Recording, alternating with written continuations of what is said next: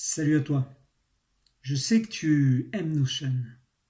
Aujourd'hui, je voudrais te montrer une petite vidéo très courte comment enjoliver tes titres avec Catex. Catex qui est le champ de formulaire de Notion qui permet d'écrire des fonctions algébriques. Tu vas voir, c'est rapide et c'est super simple.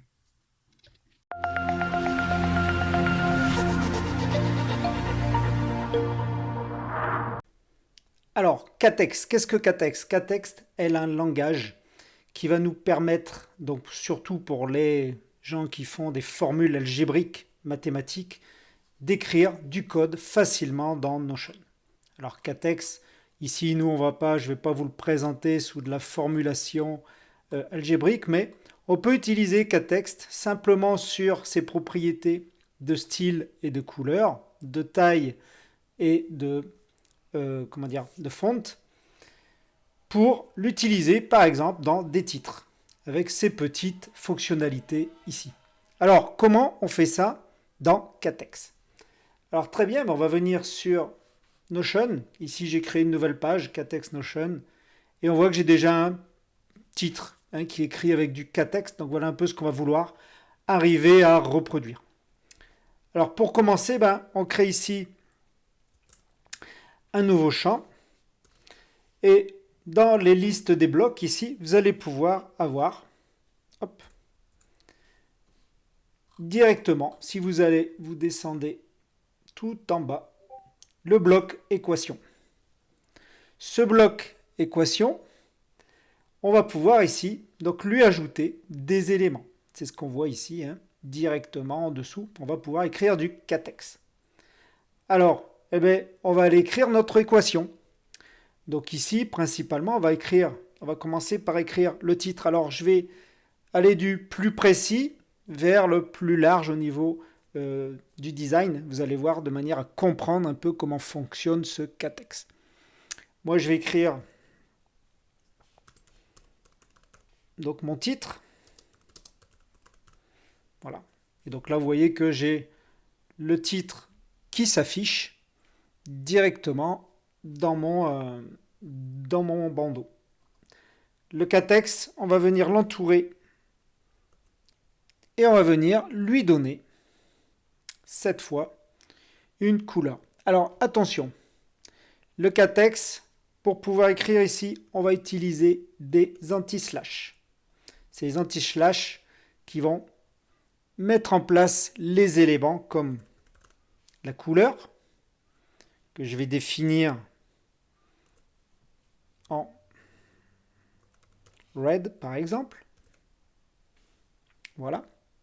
Et je vais venir renfermer tous ces éléments, d'accord, autour d'un autre élément pour lui mettre des espaces, de manière à aérer un peu tout ça.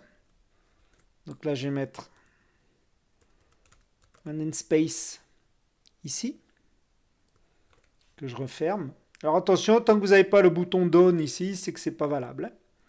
Et je vais venir mettre un namespace juste devant ma partie color. Donc toujours pareil, anti-slash, et je vais entourer d'un namespace.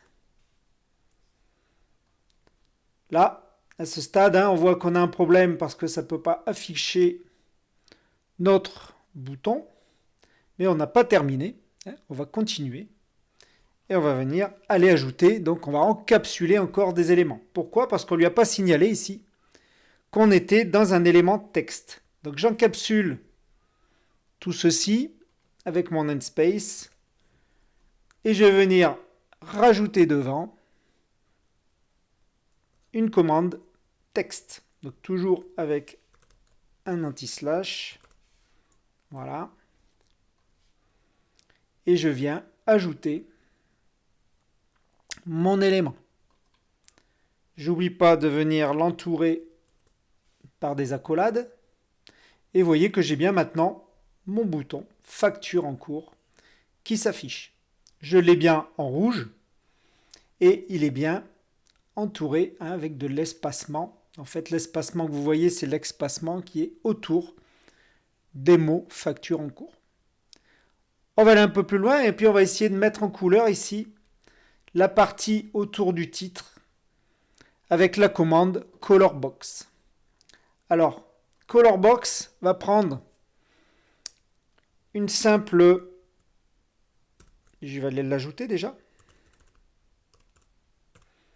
Ici, Colorbox. Et je vais ajouter une couleur, toujours pareil, hein, entre accolades. Donc ici, on va mettre du... on va faire l'inverse. On va mettre du yellow. Alors vous voyez que j'ai bien le jaune qui entoure mon titre. Et la fonction Colorbox, si on ajoute le F devant Colorbox, ben on va pouvoir lui ajouter un second paramètre qui est une bordure. Donc toujours pareil, avec mes accolades, je vais venir ajouter une bordure blue, pardon. Voilà.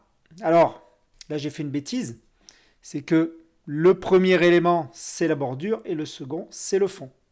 Donc ici je vais inverser, je vais mettre blue en premier et yellow en second. Donc ici on ne voit pas bien ma bordure, mais elle y est. Donc j'ai bien mon color box, j'ai bien ma bordure qui est bleue, j'ai bien le fond qui est jaune. Et ensuite je suis venu encapsuler mon texte avec un espace devant mon mot qui est en rouge, devant mes mots qui sont en color red, donc les couleurs, il faut les mettre en anglais. Rouge. Je viens afficher mon titre. Et là, j'ai un namespace. OK.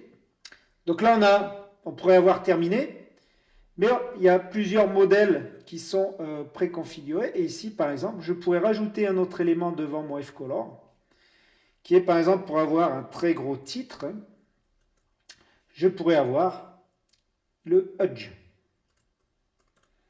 Et le Hudge me permet d'afficher en très gros.